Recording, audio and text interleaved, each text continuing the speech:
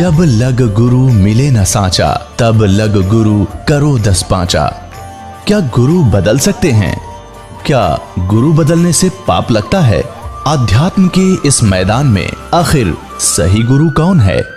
गीता जी में वर्णित तत्वदर्शी संत कौन है?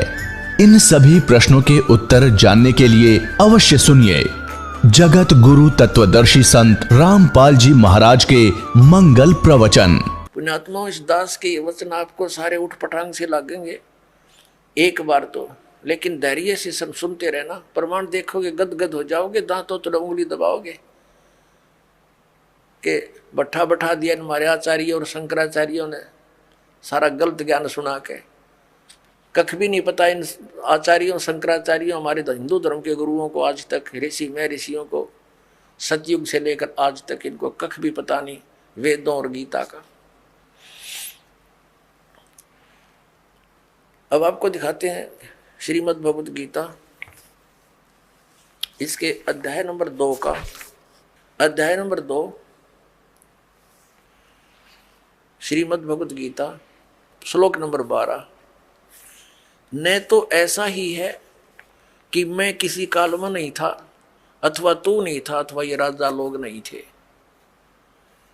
और न ऐसा ही है कि इससे आगे हम सब नहीं रहेंगे। आगे देखो, ये देखिएगा, ये है गीता अध्याय नंबर 4 और श्लोक नंबर ये 5 है। यहां से इसका अनुवाद इन्होंने यहां किया है।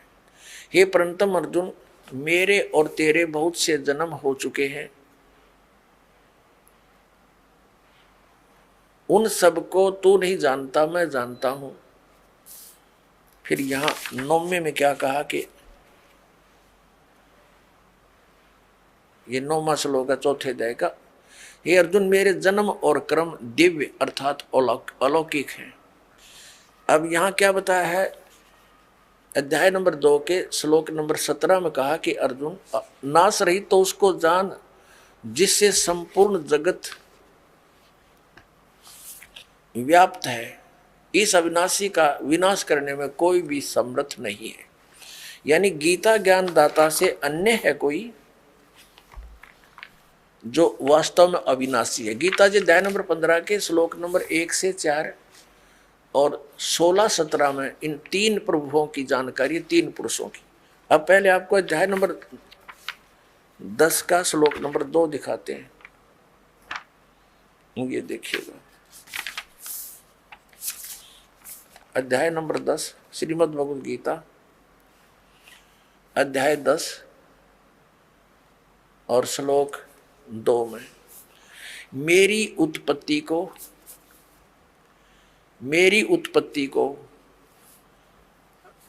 ये जो भी ये लिखते हैं प्रभाव माने उत्पत्ति को, न देवता लोग जानते हैं न मैं ऋषिजन ही जानते हैं, क्योंकि मैं सब प्रकार से देवताओं का और महर्षियों का आदि कारण हूं। अब ये क्या स्पष्ट हो गया कि गीता ज्ञान दाता ये ब्रह्म है, सरपुरुष है। श्री कृष्ण जी में प्रवेश करके ये बोल रहा है, ये कहता है मेरा जन्म तो हुआ है, उत्पत्ति तो हुई है, लेकिन ये ब्रह्मा विष्णु महेश और ये ऋषि नहीं जानते, क्योंकि ये इससे ही उत्पन्न हुए हैं। ये इसकी संतान है। ब्रह्मा विष्णु महेश इस ब्रह्म के पुत्र हैं, और दुर्गा इन ब्रह्मा विष्णु महेश जी की माता है, श्री दुर्गा जी। अब गीता ज्ञान दाता ने, ब्रह्म ने स्पष्ट कर दिया कि मैं नाशवान हूं, मेरी तो जन्म मृत्यु होती है, तो इसके साधक की भी जन्म मृत्यु होगी, क्योंकि ब्रह्मलोक में जाएगा, और ब्रह्मलोक में गया हुआ प्राणी फिर जन्म मृत्यु में आता है। श्रीमद् भगवत गीता अध्याय नंबर 15 के श्लोक नंबर 1 से 4 और 16-17 में 3 पुरुष बताए हैं। उल्टा लटका हुआ संसार रूपी वृक्ष है, इसकी ऊपर को तो जड़ समझो, नीचे को 3 गुण रूपी शाखा। अब गीता ज्ञान दाता ने केवल इतनी ही संकेत किया है, ऊपर को जड़ है संसार रूपी वृक्ष की, और नीचे को 3 गुण रूपी शाखा है। बस शेष के लिए बता दिया कि वो तत्वदर्शी संत बताएगा गीता जी अध्याय नंबर 4 के श्लोक नंबर 34 में, जिसके विषय में कहा है। और फिर उसकी पहचान बताई है गीता जी अध्याय नंबर 15 के श्लोक नंबर 1 में, कि इस उल्टे लटके हुए संसार रूपी वृक्ष को के सभी विभागों को जो जानता है स वेदवित, वो तत्वदर्शी संत है। ये देखिएगा 15वां अध्याय है श्रीमद् भगवत गीता का और प्रथम श्लोक है।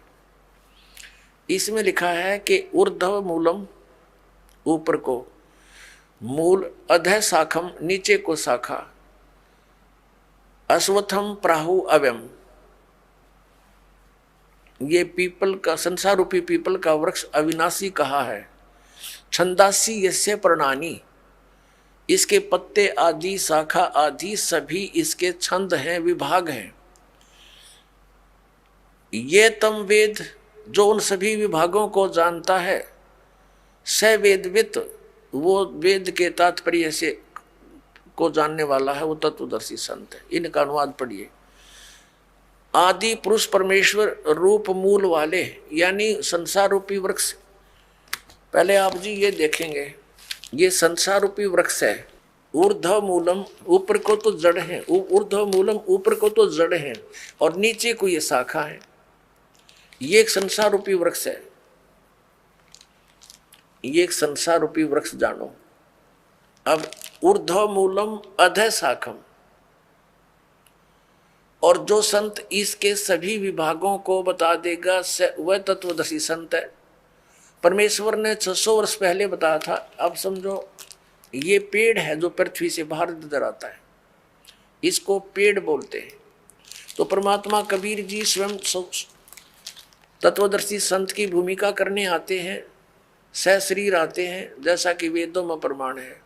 वो अपना ज्ञान उपदेश करते हैं। कबीर अक्षर पुरुष एक पेड़ है, निरंजन यानी सरपुरुष वा की डार, और तीनों देवा शाखा हैं, ये पात रूप संसार। और जड़ें गुप्त हैं, वो प्रोक्ष है। ये देखिएगा। अब यहाँ क्या बताया, अक्षर पुरुष एक पेड़ है। ये तो समझो अक्षर पुरुष तना तो इस संसार रूपी वृक्ष का, इससे मोटी डार निकलती है, उनमें से एक मोटी डार ये सरपुरुष है, ये अक्षर पुरुष है। इसको परब्रह्म भी बोलते हैं। ये अक्षर पुरुष है इतना, और इससे ये डार निकली मोटी, ये सरपुरुष, ये ब्रह्म समझो, सरपुरुष ब्रह्म ज्योति निरंजन। और इसके ये 3 पुत्र हैं, रजगुण ब्रह्मा जी, सतगुण विष्णु जी, तमगुण शिव जी, और पात रूप संसार। अब ये गुप्त है, ये परमात्मा स्वयं है।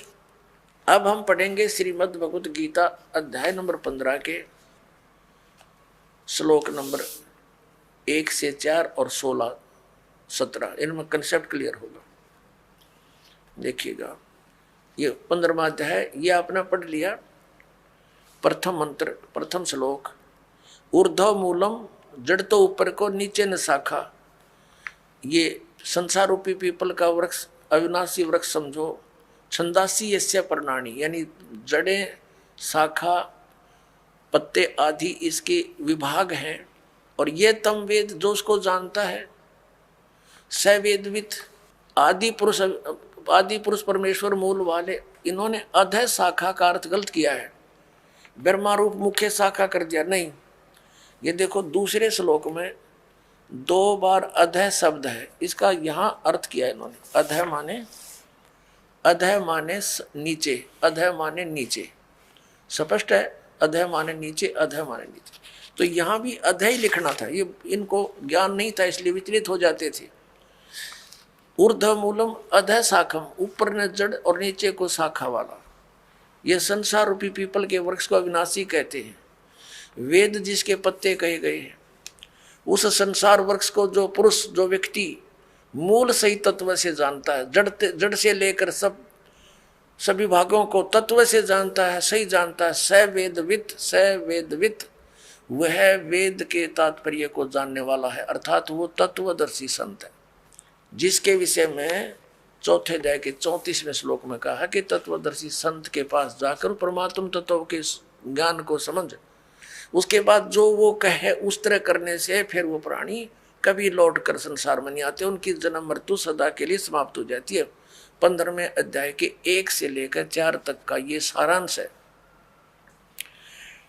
आगे क्या बताया है कि ये शाखा कौन है? रजगुण ब्रह्मा, सतगुण विष्णु, तमगुण शिव जी। देखिएगा, ये 15वां अध्याय हम पढ़ रहे हैं।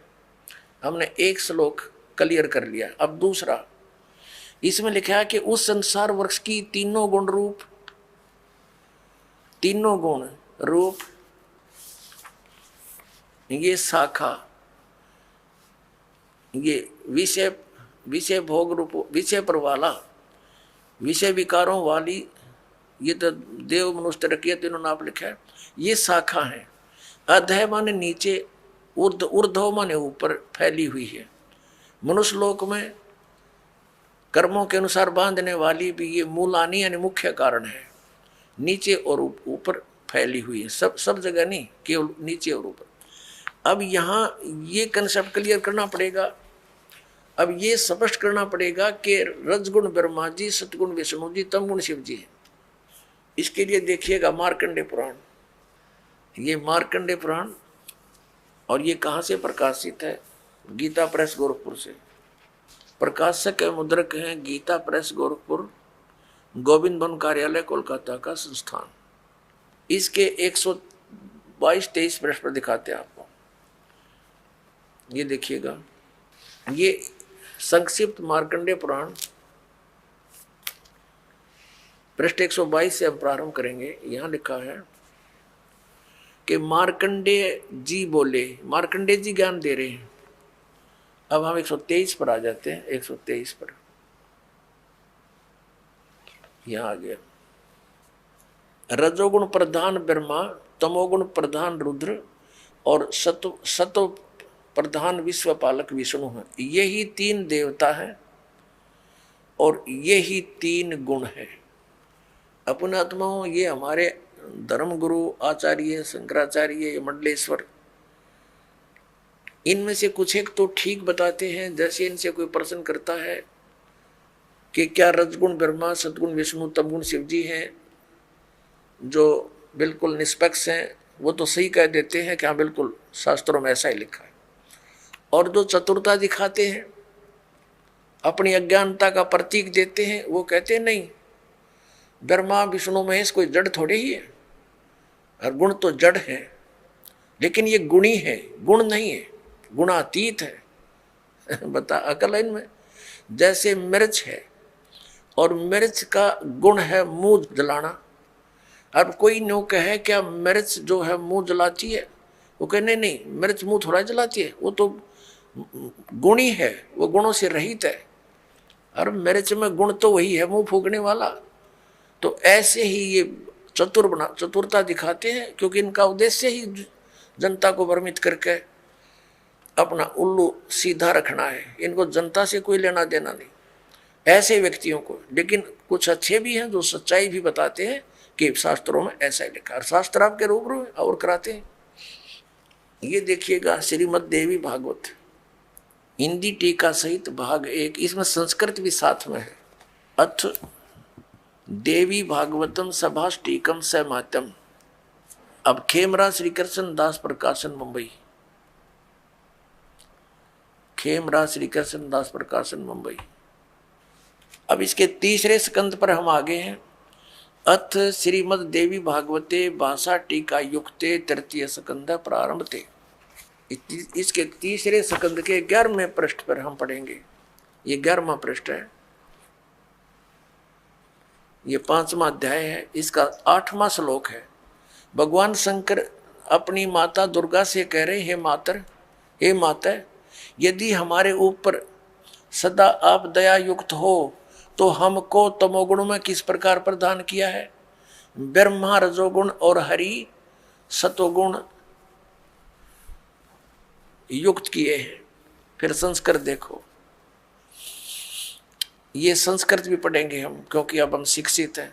यदि दया धर्मना न सदा अंबिके कथम अहम विहित, क्यों मैं रच दिया, क्यों बना दिया? तमोगुण, मुझे तमोगुण क्यों बना दिया? कमल जय, कमल से उत्पन्न होने वाले ब्रह्मा को रजोगुण संभव, क्यों रजोगुण उत्पन्न कर दिया? सुवित सुविहित किमो सतोगुण हरि, और विष्णु जी को आपने सतोगुण क्यों बना दिया? इति सिद्धम रजगुण ब्रह्मा सतगुण विष्णु तम गुण शिव जी। तो परमात्मा कबीर देव जी ने, परमेश्वर ने स्वयं आकर यथार्थ ज्ञान दिया कि अक्षर पुरुष एक पेड़ है और सरपुरुष यानी निरंजन वा की डार, और तीनों देवा रजगुण ब्रह्मा सतगुण विष्णु तम गुण शिव जी, तीनों देवा शाखा है, ये पात रूप संसार है। अब हम इस पवित्र गीता अध्याय नंबर 15 के श्लोक 1 से 4 और 16-17 को पढ़ेंगे। अब आसानी से समझ में आ जाएगा, कंसेप्ट क्लियर हो गया। तीनों गुण रजगुण ब्रह्मा है, सतगुण विष्णु तम गुण शिव जी। अब देखिए गीता अध्याय नंबर 15 का और श्लोक नंबर हम 2 पढ़ रहे हैं। उस संसार रूपी वृक्ष की तीनों गुण रूप रजगुण ब्रह्मा सतगुण विष्णु तम गुण शिव जी, ये विषय पर वाला शाखा। अब संस्कृत भी साथ पढ़ेंगे हम। ये तीनों शाखाएं हैं, विषय भोग तरह का दी शाखाएं, नीचे और ऊपर। अब नीचे और ऊपर कैसे? जैसे ये श्रीमद् भगवत गीता का ज्ञान पृथ्वी लोक पर बोला जा रहा था, नीचे पाताल लोक पर, ऊपर स्वर्ग लोक पर। इन 3 लोकों पर ही इन ब्रह्मा जी, विष्णु जी और शिव जी का आधिपत्य है। यहाँ तक इनकी एक एक विभागीय मंत्री समझो, ये इन 3 लोकों पर, ऊपर स्वर्ग में, नीचे पाताल तक इसकी इनकी रेंज है, इनकी जो है ना प्रभुता है, इनकी सीमा है सर्वत्र नहीं। ये देखिए नीचे और ऊपर, सर्वत्र नहीं, ऊपर फैली हुई है मनुष्य लोक में, और कर्मों के अनुसार बांधने वाली भी यही मुख्य कारण है। नीचे और ऊपर ये व्याप्त है। अब तीसरे में क्या बताया है कि इस संसार वृक्ष का गीता ज्ञान दाता ब्रह्म है, श्री कृष्ण जी में बोल रहा प्रवेश करके। और ये क्या बताता है कि इस संसार रूपी वृक्ष की जो मैं जानकारी इस अध्यात्म ज्ञान में दे रहा हूं गीता जी के डिस्कशन में, तेरी मेरी चर्चा में मैं कंप्लीट नहीं बता पाऊंगा, क्योंकि मुझे इसका पूर्ण ज्ञान नहीं है। देखना अध्याय नंबर 15 का श्लोक 3 पढ़ रहे हैं। इस संसार वृक्ष का स्वरूप, संसार वृक्ष का स्वरूप जैसा कहा है वैसा यहाँ विचार काल में, तेरे मेरी चर्चा में, गीता जी के डिस्कशन में नहीं पाया जाता। यानी मैं नहीं जानता इस पूरे संसार के आदि और अंत को, संसार रूपी वृक्ष के यानी सब ब्रह्मांडों के बारे में नहीं कंप्लीट जानता, क्योंकि न तो इसका आदि और न अंत, और तथा न इसकी अच्छी प्रकार से स्थिति है। इसलिए इस सुविरुद्ध मूलम यानी जड़ जो है वो परमात्मा है, वो अविनाशी है, उसका लोक भी अविनाशी है।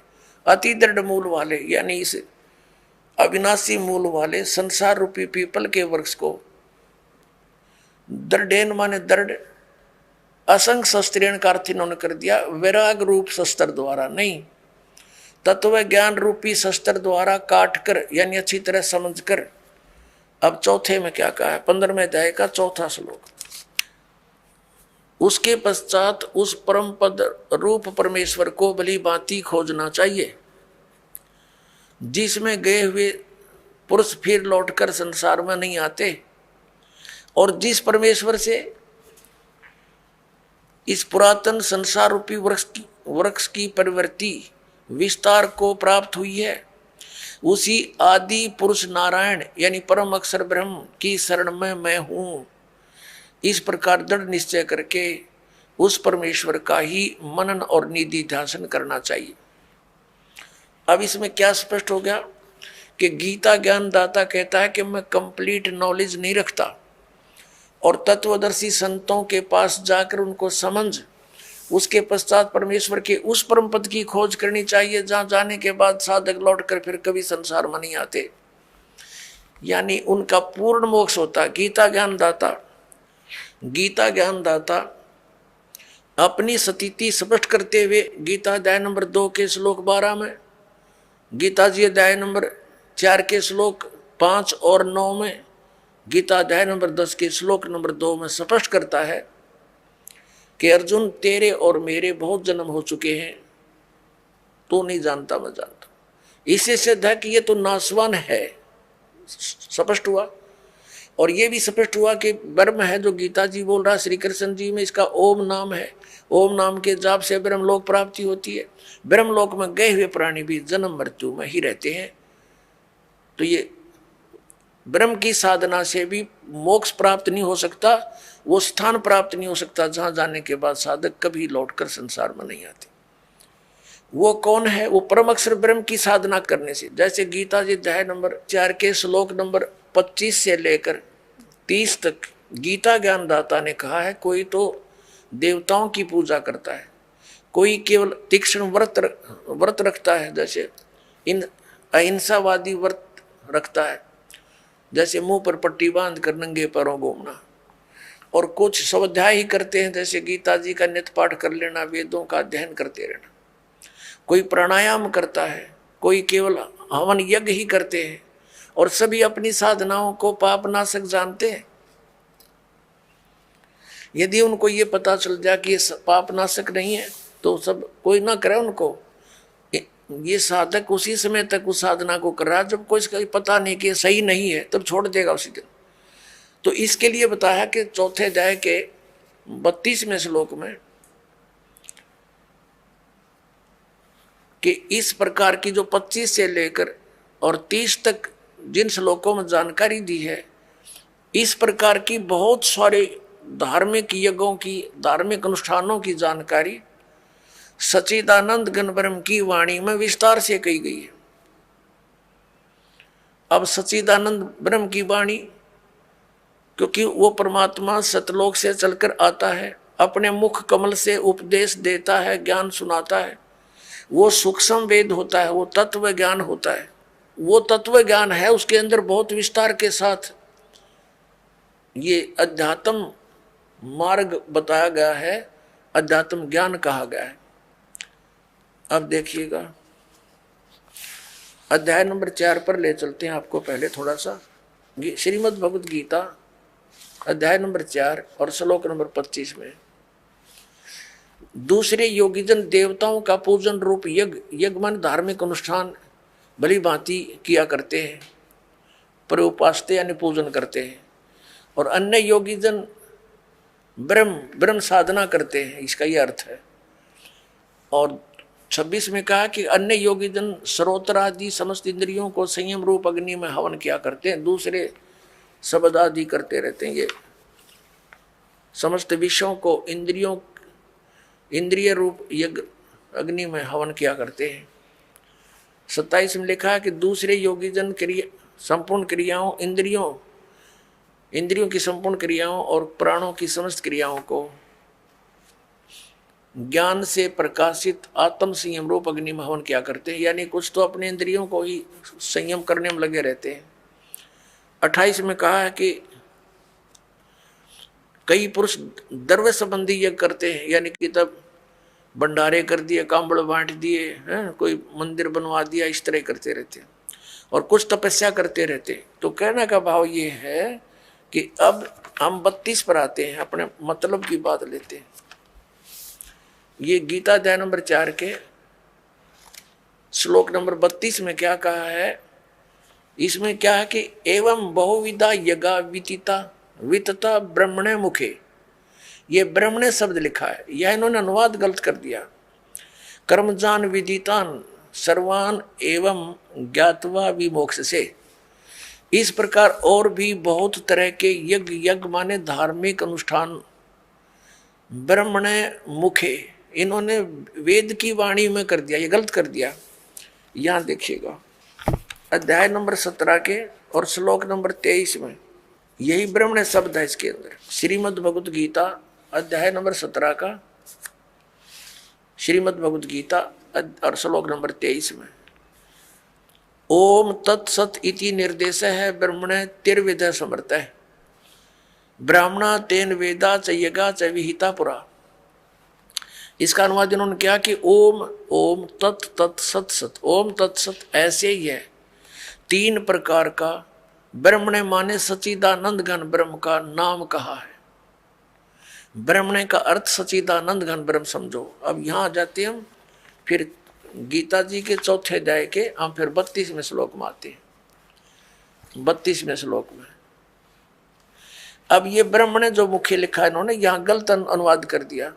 इस प्रकार बहुत तरह के यज्ञ सच्चिदानंद घन ब्रह्म की वाणी में विस्तार से कहे गए। ये तत्व ज्ञान है सच्चिदानंद घन ब्रह्म, यानी परम अक्षर ब्रह्म सतपुरुष कबीर साहब सतलोक से चल कर आते हैं और अच्छी आत्माओं को मिलते हैं, तत्व ज्ञान बताते हैं, फिर उनके द्वारा बोली गई कबीर वाणी लिपिबद्ध कर ली जाती है। तो उस कबीर वाणी में यानी सच्चिदानंद घन ब्रह्म की वाणी में जो उनके मुख कमल से बोली गई है, उसमें वो ज्ञान तत्व सब धार्मिक अनुष्ठानों की जानकारी पूर्ण रूप से विस्तार से कही गई है। वो तत्व ज्ञान है, उसको जानने के बाद फिर सभी कर्मों से मोक्ष प्राप्त हो जाता है। उस फिर चौथे अध्याय के 34वें श्लोक में कहा है, देखिएगा ये देखना, चौथे अध्याय का 32वां श्लोक कंप्लीट पढ़ते हैं, अब समझ में आएगा। इस प्रकार और भी बहुत तरह के यज्ञ माने धार्मिक अनुष्ठानों की जानकारी, ये सच्चिदानंद घन ब्रह्म की वाणी पढ़ना, इसको ये गलत लिखा, ब्रह्म माने वेद नहीं हो सकता, ब्रह्म न माने सच्चिदानंद घन ब्रह्म की वाणी यानी परम अक्षर ब्रह्म की वाणी, इसको तत्व ज्ञान भी कहते हैं। मैं विस्तार से कहे गए हैं। उन सब को तू कर्म जान, यानी नाम उठत नाम बैठत नाम सोत जाग बे, काम करते करते दैनिक कर्म करते करते उनका उसमें साधना होती है। कर्म जान, शारीरिक मन इंद्रिय और शारीरिक क्रियाओं द्वारा संपन्न होने वाले हैं, वो उसमें लिखा वो काम करते करते क्रियाएं करते हैं। कर्म योग के द्वारा संपन्न होते हैं वो सब क्रियाएं। इस प्रकार तत्व से जानकर उनके अनुष्ठान द्वारा तो कर्म बंधन से सर्वथा मुक्त हो जाएगा। अपने आत्माओं चौथे अध्याय के 34वें श्लोक में बताया वो तत्व ज्ञान को, ये चौथे अध्याय का श्रीमद् भगवद गीता, ये 34वां श्लोक है। उस ज्ञान को जो सच्चिदानंद घन ब्रह्म ने यानी परमेश्वर ने स्वयं आकर जो ज्ञान दिया, सूक्ष्म वेद, वो तत्व ज्ञान, वो उसकी वाणी में लिखा होता है। और वो तत्व ज्ञान केवल वो संत ही जानते हैं जो उससे परिचित है। तत्व ज्ञान और तत्वदर्शी संत गीता ज्ञान से अन्य ज्ञान रखता है। यदि तत्व ज्ञान की जानकारी ब्रह्म को होती तो एक अध्याय और लिख देता, उसको ये ज्ञान नहीं था। अब यहां देखो, अब 34 में कहा, गीता अध्याय नंबर 4 के श्लोक नंबर 34 में कहा कि उस ज्ञान को जो सच्चिदानंद घन ब्रह्म की वाणी में विस्तार से कहा गया है, तो तत्वदर्शी संतों के पास ज्ञानियों के पास जाकर समझ, उनको भली भांति दंडवत प्रणाम करने से और उनकी सेवा करने से, कपट छोड़कर सरलता पूर्वक प्रसन्न करने से वे परमात्म तत्व को भली भांति जानने वाले ज्ञानी महात्मा तुझे तत्व ज्ञान का उपदेश करेंगे। अपने आत्माओं, ये दास अब कहाँ लाना चाहता है आप जी को? गीता जी अध्याय नंबर 8 के श्लोक नंबर 1 में अर्जुन ने पूछा कि आप जी ने जो 7वें अध्याय के 29वें श्लोक में बताया है कि तत्ब्रह्म को जानकर और सारे धातुओं से परिचित, सब कर्मों से परिचित व्यक्ति केवल जरा और मरण से छूटने का प्रयत्न करता। जरा माने वृद्ध अवस्था और मरण माने मृत्यु। तो 8वें अध्याय के प्रथम मंत्र में पूछा वो किम तत्ब्रह्म, ये देखिएगा, ये है श्रीमद् भगवद गीता अध्याय नंबर 7 और श्लोक नंबर 29, ये 29। यहाँ इसकी केवल संस्कृत है, आगे इसका अनुवाद है। जरा मरण मोक्षाय, जरा माने बुढ़ापा, मरण माने मृत्यु, मोक्ष माने छुटकारा पाने के अर्थ। माम आश्रित यतंती ये ते ब्रह्म तत्विदु कृष्णम अध्यात्म कर्म च अखिलम। इसका अर्थ है कि माम आश्रित, मैंने जो तुझे बताया है इस ज्ञान को आश्रित जो कर लेगा, तत्वदर्शी संतों को खोज लेता है, वह जो जरा मरण मोक्ष से छूटने, मोक्ष के लिए, जरा मरण के मोक्ष के लिए ही यतंती प्रयत्न करते हैं, वे तत्ब्रह्म को और संपूर्ण वो तत्ब्रह्म को जानते हैं और सारे अध्यात्म ज्ञान को और सब कर्मों को से परिचित है। ये देखिएगा, यह अनुवाद है 7वें अध्याय के 29वें श्लोक का। जो मेरी शरण होकर आश्रित है इसका अर्थ तो ये दास ने बता दिया वही सही है। इसका अर्थ तो ये दास ने जो बताया वही सही है कि मेरे इस ज्ञान का आश्रय कर ले, कि तत्वदर्शी संत की खोज कर ले, उसके बाद उससे प्राप्त ज्ञान के आधार से जो केवल जरा और मरण से छूटने का ही प्रयत्न करते हैं, वे उस तत्ब्रह्म से और सारे आत्म ज्ञान से और सब कर्मों से परिचित हैं। देखिए अब 7वें अध्याय का 29वां श्लोक हम गीता जी का पढ़ रहे हैं। जो मेरे आश्रित माने शरण होकर जरा और मरण, जरा माने वृद्धावस्था, मरण माने मृत्यु से छूटने के लिए यत्न करते हैं, वे उस ब्रह्म को और संपूर्ण अध्यात्म को, ये देखो उस तत् ब्रह्म उस ब्रह्म को, संपूर्ण अध्यात्म को और संपूर्ण कर्मों को जानते हैं। यहाँ 8वां अध्याय श्लोक होता प्रारंभ होता है। इसका प्रथम ही श्लोक है 8वें अध्याय का। इसमें पूछा है किम तत्ब्रह्म, आपने जिस इस तत्ब्रह्म के बारे में कहा है कि तत् ब्रह्म को, उस ब्रह्म को और सब संपूर्ण अध्यात्म को, संपूर्ण कर्मों को जानते हैं। यहाँ पूछा 8वें अध्याय के प्रथम श्लोक में किम तत्ब्रह्म और किम अध्यात्म, किम कर्म पुरुषोत्तम, किम अधिभूत च किम प्रोक्तम अधिदेवम किम उच्यते। इसका उत्तर दिया है 8वें अध्याय के 3 श्लोक में। ये 8वें अध्याय का ये 3 श्लोक है।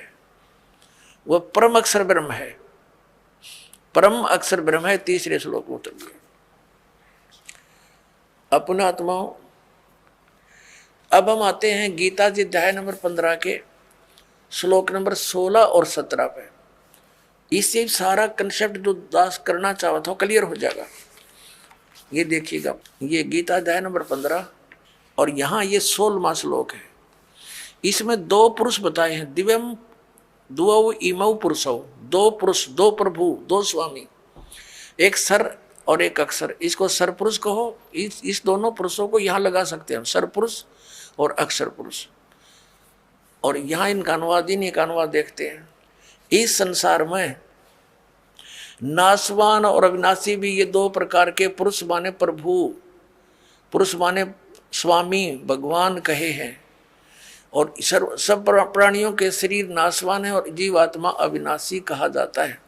इसका भावार्थ ये है, एक सरपुरुष तो ये ब्रह्म है, अक्षर पुरुष ये परब्रह्म है, सरपुरुष जो है ये ब्रह्म 21 ब्रह्मांड का स्वामी है, और अक्षर पुरुष ये 7 संग ब्रह्मांड का स्वामी है। ये दोनों भी और इनके अंतर्गत जितने प्राणी हैं सब नासवान है, लेकिन जीवात्मा तो किसी की भी नहीं मरती, वो तो विषय ही अलग है।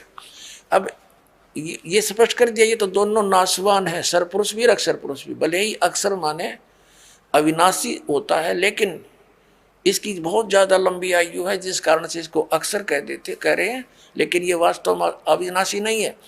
इसका कंसेप्ट 15वें अध्याय के 17वें श्लोक में स्पष्ट कर दिया कि उत्तम पुरुष तू अन्य और परमात्मा इति उदाहरते। देखना 15वें अध्याय का हमने 16वां पढ़ लिया, 17वां पढ़ेंगे।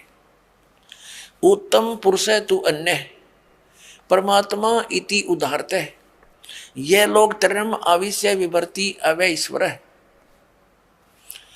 उत्तम पुरुष यानी श्रेष्ठ परमात्मा तो इन दोनों से कोई अलग है। 2 पुरुष 16वें में कहे उनसे अन्य है, और जो तीनों लोकों में प्रवेश करके सबका धारण पोषण करता है।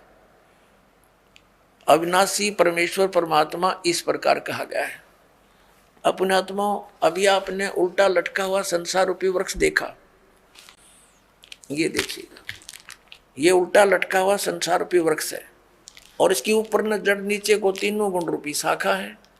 तो जड़ से ही पूरे वृक्ष को आहार मिलता है। तीनों लोकों में प्रवेश करके सबका धारण पोषण ये मूल रूपी परमात्मा परम अक्षर ब्रह्म ही सब संसार का धारण पोषण करता है। ये संसार रूपी वृक्ष है।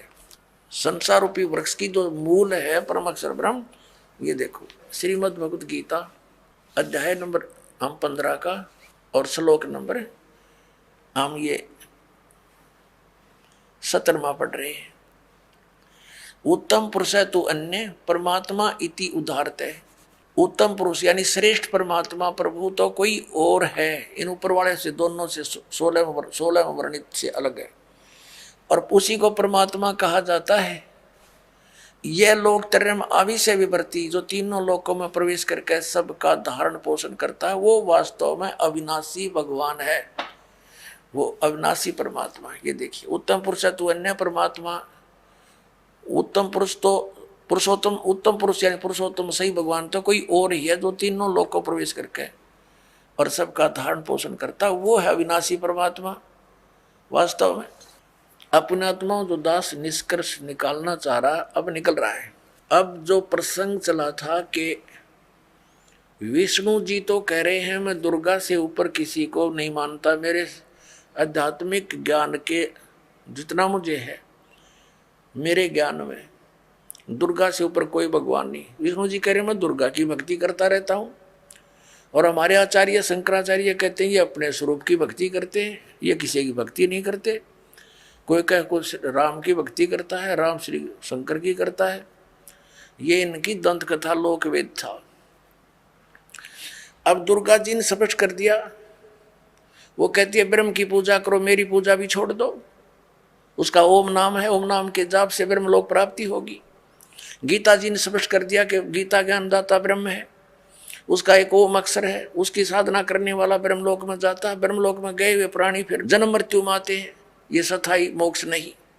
अब गीता ज्ञानदाता 18वें अध्याय के 62वें श्लोक में और गीता अध्याय नंबर 15 के 1 से 4 में और 18वें अध्याय के 62 और 66 में, इन श्लोकों में ये स्पष्ट कर रहा कि उस परमेश्वर की भक्ति करनी चाहिए, उस परम अक्षर ब्रह्म की, जो 8वें अध्याय के 3रे श्लोक में जिसके विषय में कहा है, उसकी भक्ति करनी चाहिए। उसकी साधना करने से प्राणी कभी लौटकर संसार में नहीं आता, परमेश्वर के उस परम पद की प्राप्ति हो जाती है।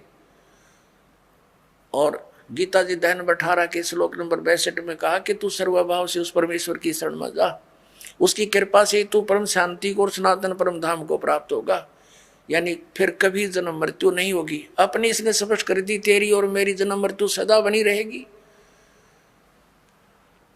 अपने आत्मा आज सुबह भी यही विषय रहा था, लेकिन जब तक ये ग्रंथ रूबरू नहीं हो जाते तब तक हमें विश्वास नहीं होता, क्योंकि हम दूध के जले हुए और छाछ को भी फूंक मार कर पीते हैं। तो दास चाहता कि आपको इतना दृढ़ कर दूं कि आप सदग्रंथों को देखकर बिल्कुल पक्के हो जाओ और फिर त्याग दोगे उन नकली गुरुओं, आचार्यों और शंकराचार्यों को, और अपना कल्याण कराओगे। श्री मद् भगवत गीता अध्याय नंबर 8 के श्लोक नंबर 3 में स्पष्ट हो गया कि वो परम अक्षर ब्रह्म है। श्रीमद् भगवत गीता अध्याय नंबर 15 के श्लोक नंबर 1 से 4 और 16-17 में स्पष्ट हो गया कि ऊपर को जड़ तो पूर्ण परमात्मा है, अक्षर पुरुष उसका तना है, सरपुरुष डार है, तीनों गुण रजगुण ब्रह्मा सतगुण विष्णु तम गुण शिव जी, ये संसार रूपी वृक्ष की शाखा है। और ये भी स्पष्ट हो गया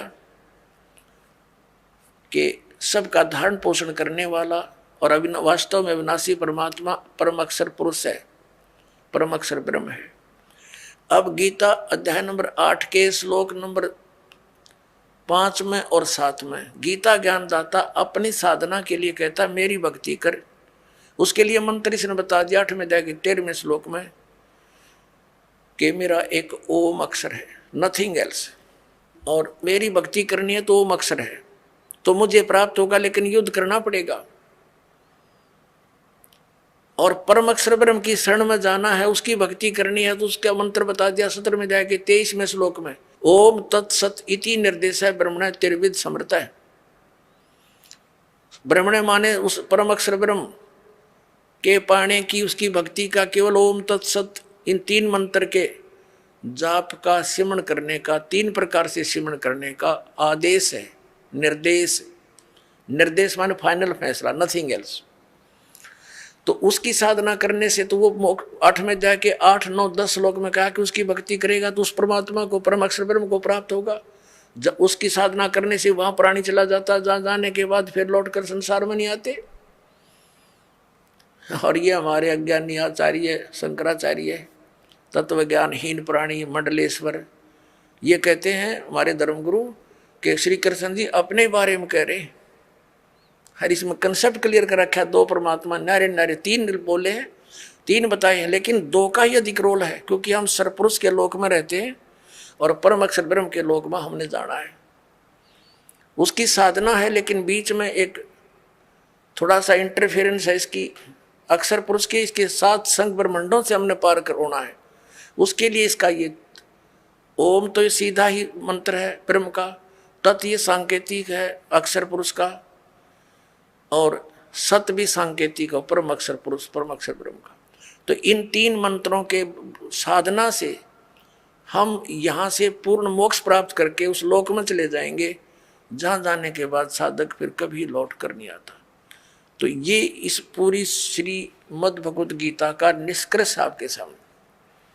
आप थोड़ा संकेत दिखा और देता देखिएगा।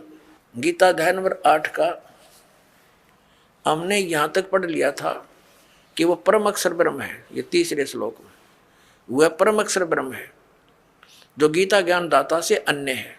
और यहाँ गीता ज्ञान दाता कहता है 8वें अध्याय के और ये 5वें श्लोक में कि जो पुरुष अंत काल में मुझे ही स्मरण करता हुआ शरीर त्याग कर जाता है, वह साक्षात मेरे रूप को प्राप्त होता है।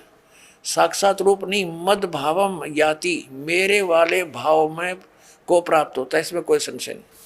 अब 7वें श्लोक में क्या कहा 8वें अध्याय के में, 8वें अध्याय के गीता जी और 7वें में क्या कहा कि इसलिए अर्जुन तू सब समय में मेरा स्मरण कर और युद्ध भी कर।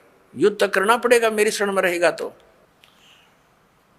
और मुझ में अर्पण किए हुए मन बुद्धि से युक्त होकर निसंदेह मुझे ही प्राप्त होगा। अब 8वें में गीता अध्याय नंबर 8 का श्लोक नंबर 8 हम पढ़ रहे हैं। हे पार्थ, परमेश्वर के यह नियम है, परमेश्वर के अभ्यास योग युक्तेन, उस 3 मंत्र के जाप का अभ्यास करने वाला, दूसरी ओर न जाने वाले चित्त से निरंतर चिंतन करता हुआ मनुष्य परम दिव्यम पुरुष याति, उस परम अक्षर ब्रह्म को प्राप्त होता है। परम प्रकाश रूप दिव्य पुरुष को अर्थात परमेश्वर को ही प्राप्त होता है, जो गीता ज्ञान दाता से अन्य है। ये अब 9वें में यहाँ कंसेप्ट भी क्लियर किया है कव्यम। अब यहाँ इसको नहीं छेड़ेंगे, हम स्पष्ट यही पढ़ेंगे। जो पुरुष सर्वज्ञ अनादि सबके नियंता यानी सबका मालिक, सूक्ष्म से अति सूक्ष्म सबका धारण पोषण करने वाला, अचिंत रूप, सूर्य के सदृश नित्य चेतन प्रकाश रूप यानी सूर्य की तरह तेजों में शरीर युक्त साकार, स्पष्ट है इसमें, अविद्या से अति प्रे सच्चिदानंद घन परमेश्वर का स्मरण करता है, उस परम अक्षर ब्रह्म का स्मरण करता है। अब 9वां आपने पढ़ दिया, 8वें अध्याय का, अब 10वां पढ़ते हैं। वह भक्ति युक्त पुरुष यानी 3 मंत्र के जाप करने वाला, जिसमें एक ओम है, 2 तत् और सत सांकेतिक है। वह भक्ति युक्त पुरुष अंत काल में योग बल से, योग माने साधना, भक्ति की शक्ति से भ्रकुटी के मध्य में प्राणों को अच्छी प्रकार स्थापित करके फिर निश्चल मन से स्मरण करता हुआ उस दिव्य रूप परम पुरुष परमात्मा को ही प्राप्त होता है। यानी गीता ज्ञान दाता से अन्य है वो परम अक्षर ब्रह्म, उसकी साधना करने वाला उसको प्राप्त होता है। और ये अज्ञानी आचार्य और ये शंकराचार्य हमारे धर्म गुरु कहते हैं श्री कृष्ण जी अपने विषय में कह रहे हैं और कोई परमात्मा नहीं, और कोई नहीं है। इन्होंने आज 5500 वर्ष हो गए श्रीमद् भगवत गीता और पुराणों को और वेदों को लिपिबद्ध हुए, इन्हें कख नहीं पता इसके बारे में। आचार्य का अर्थ गुरु होता है और गुरु अध्यापक होता है, जो सिलेबस से पूरा परिचित हो, मास्टर हो। और जिसने कख नहीं पता वो काय का टीचर, काय का आचार्य। ये डबो दिया सारा देश, हिंदू समाज को इन्होंने भूत बनवा के फिर उनने की पूजा करवाते हैं, श्राद्ध निकलवा कर अपना पोषण करते हैं लोग।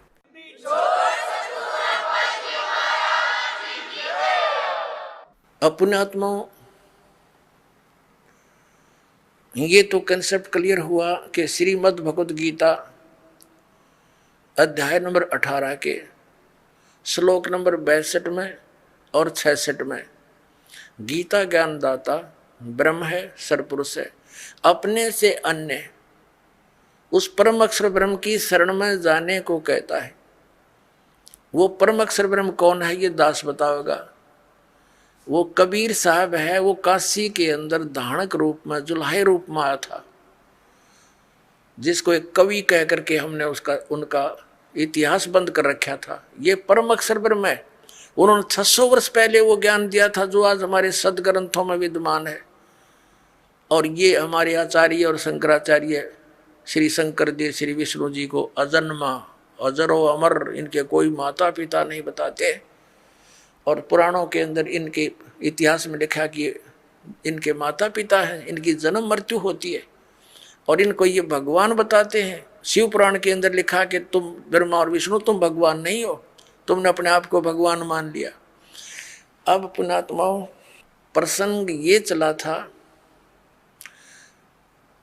कि हमारे धर्म गुरु शंकराचार्य आचार्यों और सतयुग से लेकर आज तक इन ब्राह्मणों यानी मैं ऋषियों को तो ज्ञान कहाँ होगा, इनके भगवानों को ज्ञान नहीं। जिनको ये भगवान बताते हैं विष्णु और शंकर जी को और ब्रह्मा जी को, और इनको ये भगवान बताते हैं, ये मालिक बताते हैं, और ये भगवान नहीं है, ये प्रमाण है पुराण में। अभी कंसेप्ट क्लियर करते पुणात्माओं, एक समय श्री ब्रह्मा जी और विष्णु जी का आपस में युद्ध हो गया। किस बात पर युद्ध हो गया कि ब्रह्मा जी कहते हैं विष्णु जी को कि मैं तेरा पिता हूँ, तेरा जनक हूँ। विष्णु जी कहते हैं मैं तेरा पिता हूँ, मैं तेरा जनक हूँ। इस प्रकार दोनों का युद्ध हो गया। इनके दोनों के युद्ध को समाप्त कराने के लिए ऊपर से इनके पिता ने, इस ब्रह्म ने, सरपुरुष ने इनके बीच में एक सतम खड़ा कर दिया, लिंग, बहुत बड़ा पिलर तेजों में। इन्होंने लड़ना तो छोड़ दिया, उसका और छोर खोदने लगे। फिर यहाँ पर ये प्रकट हो गया शिव जी का रूप धारण करके। ये ऐसे छल करता है, इसने प्रतिज्ञा कर रखी है कि मैं अपने वास्तविक काल रूप में कभी किसी के सामने प्रकट नहीं होऊंगा। इसका काल रूप कौन सा है? गीता जी अध्याय नंबर 11 के श्लोक नंबर 47-48 में ये कहता है कि अर्जुन देख, ये है मेरा काल रूप, विराट रूप, और इसकी प्राप्ति ना वेदों वर्णित विधि से, ना जप से, ना तप से, ना यज्ञ से, किसी प्रकार से नहीं हो सकती। ये तो मैं अपना अनुग्रह करके तेरे ऊपर कृपा की है, तेरे से पहले इसको किसी ने नहीं देखा था और ना आगे कोई देख सकता। गीता जी अध्याय नंबर 7 के श्लोक नंबर 24-25 में ये कहता है कि ये मूर्ख जन समुदाय मुझ अव्यक्तम व्यक्तिम आपनम मनन्ते, मुझ अव्यक्त को मैं अपने योग माया से छुपा रहता हूँ। ये मूर्ख जन समुदाय मुझे व्यक्ति रूप में आया हुआ कृष्ण मान रहे होंगे। I am not Krishna. तो वो छुपा रहता है। ऐसी छल क्या करता है, कभी विष्णु रूप का धारण करके किसी को दर्शन दे देता है, ऋषि को, साधक को। तो वो विष्णु जी की महिमा गाता है कि आप ही सर्वशक्तिमान हो, मैंने समाधि काल में आपके दर्शन हुए, आप छुपाए हो अपने आप को। ऐसे ही कोई साधक साधना कर रहा है ब्रह्म की, तो उसको ब्रह्मा के रूप में दर्शन दे देता है। वो कहता है ये ब्रह्मा जी सर्वशक्तिमान है, ये छुपाए बैठे अपने आप को, और किसी को शंकर भगवान के रूप में दर्शन दे देते। तो वो कहते हैं शंकर भगवान ही सर्वेश्वर है।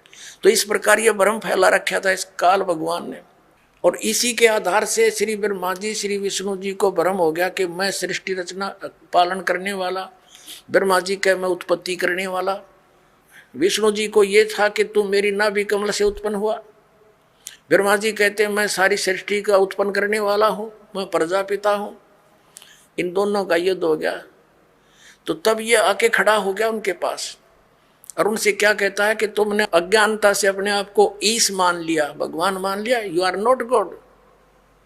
ये दिखाता हूं आपको,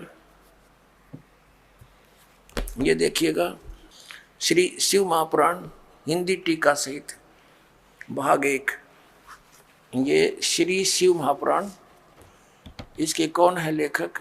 विद्यावृद्धि पंडित ज्वाला प्रसाद जी मिश्र कृत हिंदी टीका सहित, खेमरा श्री कृष्ण दास प्रकाशन मुंबई। ये शिव महापुराण है। इसके हम विद्वेश्वर संहिता पर पहुंचते हैं। ये 11 पृष्ठ विद्वेश्वर संहिता शिव पुराण अध्याय 6 में यहाँ पर नंदी केश्वर यानी वो नंदी बैल बता रहा है भगवान शंकर का। नंदी केश्वर बोले कि हे योगेंद्र, एक समय विष्णु भगवान शेष सैया पर अपने गरुड़ आदि पार्षदों के से संयुक्त लक्ष्मी सहित शयन करते थे। उस समय ब्रह्म ज्ञानियों में श्रेष्ठ ब्रह्मा जी अपनी इच्छा से वहां आए। सब प्रकार सुंदर सेज पर शयन करते हुए कमल लोचन विष्णु जी से पूछने लगे, तुम कौन हो? मुझे देखकर अभिमानी पुरुष के समान शयन करते हो। वत्स बेटा उठो, देखो मैं तुम्हारा स्वामी आया हूं। आइए अब हम उन श्रद्धालुओं के अनुभव जानते हैं जो जगत गुरु तत्वदर्शी संत रामपाल जी महाराज जी से दीक्षा प्राप्त कर चुके हैं तथा उनके द्वारा बताए गए भक्ति मार्ग पर चल रहे हैं। जी नमस्कार। नमस्कार सर जी। क्या नाम है जी आपका? मेरा नाम गीता नरवरिया है। गीता जी कहाँ से आए हैं आप? मैं भिंड जिले से मध्य प्रदेश से आई हूँ। क्या करते हैं जी आप? मैं गवर्नमेंट टीचर हूँ। संत रामपाल जी महाराज से नाम दीक्षा लेने से पहले आप क्या भक्ति साधना करते थे? संत रामपाल जी महाराज से नाम दीक्षा लेने से पहले मैं सभी देवी देवताओं की भक्ति करती थी, जैसे व्रत रखना, मंदिरों में जाना, पूजा करना, और जैसे घर में सुबह उठ के मंदिर में सभी देवी देवताओं को स्नान कराना, उनकी आरती उतारना, उनको दीपक लगाना, उनकी जैसे सारे उनको स्नान करना, जो अपने हिंदू एक धर्म में होता है, वो सारी पूजाएं मैं करती थी। गीता जी, जो आप हिंदू धर्म में प्रचलित पूजाएं कर रहे थे, तो उन साधनाओं को करने से आपको क्या लाभ मिला? हाँ, लाभ तो कभी सोचा नहीं था सर जी। तो लाभ के बारे में तो ऐसा कुछ नहीं था, जो अपने हिंदू धर्म में चलता आ रहा था वही भक्ति हम लोग करते थे। गीता जी, जब आप हिंदू धर्म में प्रचलित सभी प्रकार की पूजाएं कर ही रहे थे, तो आप संत रामपाल जी महाराज जी की शरण में क्यों गए? संत रामपाल जी महाराज की शरण में हम ऐसे गए कि हमारे जो जेठ जी हैं उनकी तबीयत काफ़ी ख़राब थी, उनको ब्रेन ट्यूमर था। तो उस टाइम हमारे जो पति हैं वो दिल्ली में उनका ऑपरेशन करवा रहे थे। तो उसी टाइम हमारे भगत जी के पास संत रामपाल जी महाराज के शिष्य उनके पास आए और एक भक्ति सौदागर को संदेश पुस्तक थी, वो संदेश पुस्तक उन्होंने दी। और उस पुस्तक को पढ़ के हमारे जो पति हैं और हमने दोनों ने पुस्तक पढ़ी और उसको जाके संत रामपाल जी महाराज से मैंने नाम दीक्षा ली।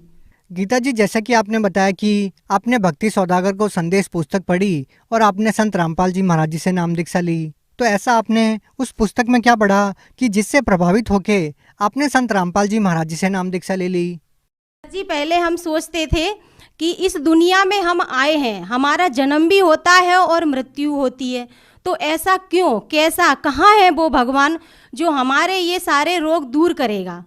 हम मन में सोचते थे, पहले छोटे थे तो मतलब ये इतना हमको ज्ञान नहीं था, ये सारी देवी देवता की भक्ति कर रहे थे तो लाभ थोड़े बहुत होते रहते थे, लेकिन इनसे मन संतुष्ट नहीं था हमारा। तो उस समय हमने संत रामपाल जी महाराज की शरण ग्रहण की और जिससे उनका सत्संग सुना। सत्संग में हमने पाया कि हमारा ये जन्म और मृत्यु का रोग लगा हुआ है। उस रोग से वो संत रामपाल जी महाराज जो नाम दीक्षा देते हैं, उस नाम दीक्षा लेने से हमारे ये जन्म मरण का रोग सदा के लिए नष्ट हो जाता है। और जो पूजा सर जी हम कर रहे थे वो पूजा शास्त्र अनुकूल साधना नहीं थी, और संत रामपाल जी महाराज से नाम दीक्षा लेने के बाद हमको पता पड़ा कि ये पूजा शास्त्र अनुकूल साधना है और हमारा जन्म मरण का जो रोग लगा हुआ है वो रोग हमारा सदा के लिए नष्ट होगा और हम सतलोक जाएंगे। गीता जी, हम आपसे जानना चाहेंगे कि संत रामपाल जी महाराज जी से नाम दीक्षा लेने के बाद आपको क्या लाभ मिला, क्योंकि जो भी संत रामपाल जी महाराज जी से नाम दीक्षा लेता है उनको कोई न कोई लाभ जरूर होते हैं। आपके साथ क्या लाभ हुआ?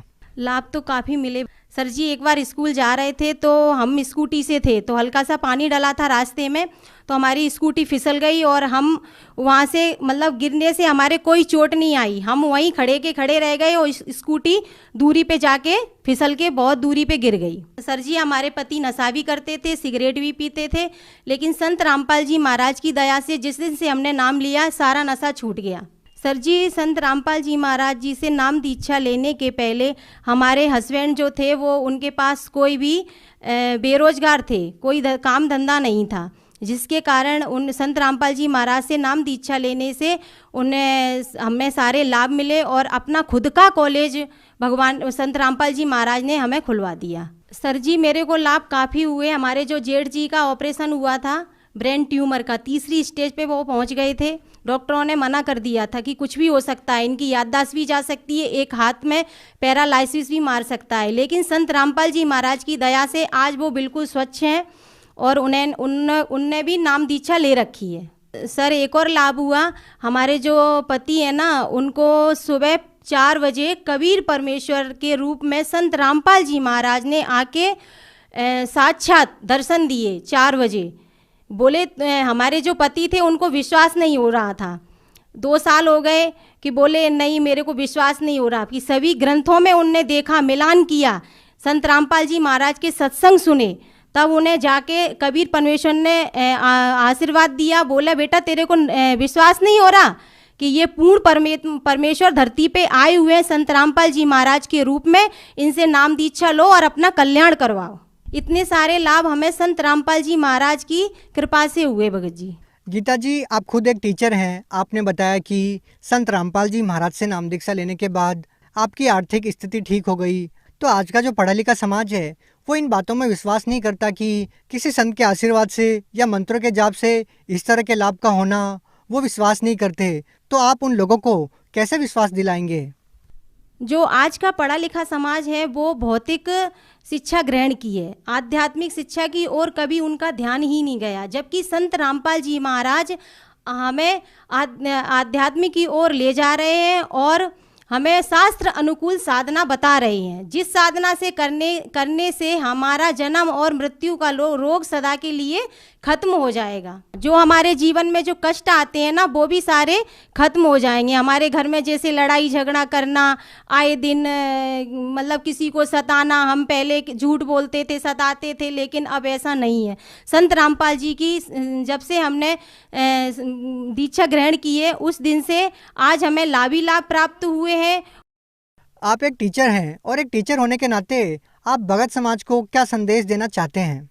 भगत समाज को सर जी हम यही संदेश देना चाहते हैं कि संत रामपाल जी महाराज आज पृथ्वी पे आए हुए हैं और शास्त्र अनुकूल साधना दे रहे हैं, इसलिए उनका सत्संग सुने, उनको ज्ञान सुने, उनका मिलान करें कि वो शास्त्र में क्या लिखा है और किस आधार से हमें नाम दीक्षा देते हैं, और हमें उनके सारे जो नियम हैं वो समझना चाहिए कि क्या नियम है उनके और कौन सी साधना वो दे रहे हैं। इसलिए अब उनसे नाम दीक्षा लें और अपना कल्याण करवाएं।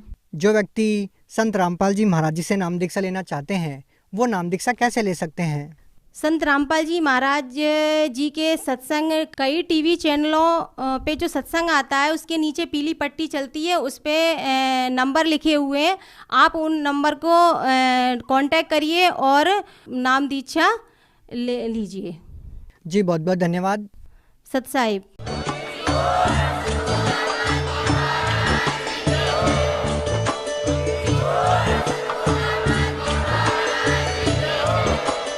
आप सुन रहे थे जगत गुरु तत्वदर्शी संत रामपाल जी महाराज जी के मंगल प्रवचन। अधिक जानकारी के लिए विजिट कीजिए हमारी वेबसाइट www.jagatgururampalji.org। संत रामपाल जी महाराज जी के शुभ आशीर्वाद से पूरे विश्व भर में 500 से भी ज्यादा नाम दीक्षा केंद्र हैं, जिन पर संत रामपाल जी महाराज जी द्वारा ऑनलाइन निशुल्क नाम दीक्षा दी जा रही है। अपने नजदीकी नाम दीक्षा केंद्र का पता